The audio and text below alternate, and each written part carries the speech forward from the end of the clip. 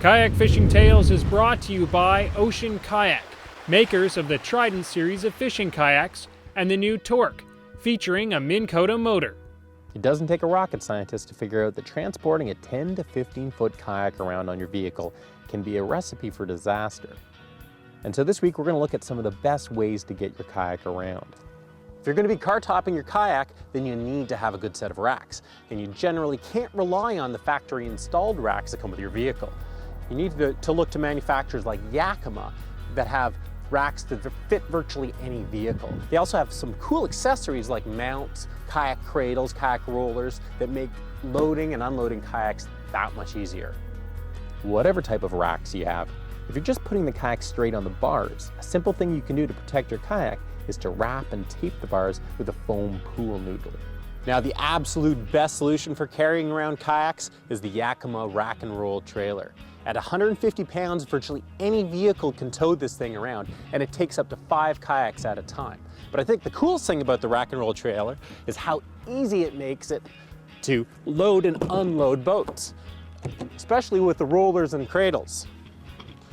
One person can do it without any problem at all. You can check this thing out at EYEWEAR.com.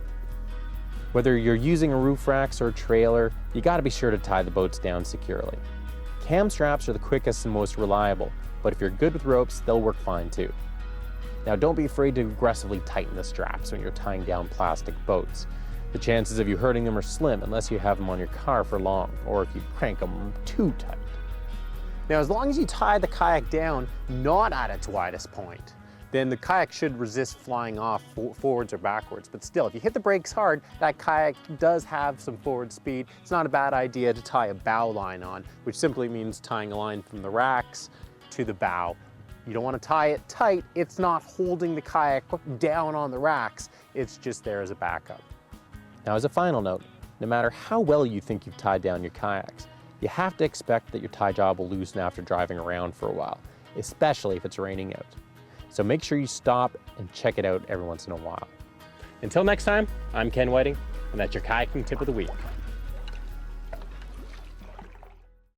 For more tips and your chance to win a fantastic kayak fishing package that includes an Ocean Kayak Trident fishing kayak and ex officio clothing, visit kayakfishingshow.com.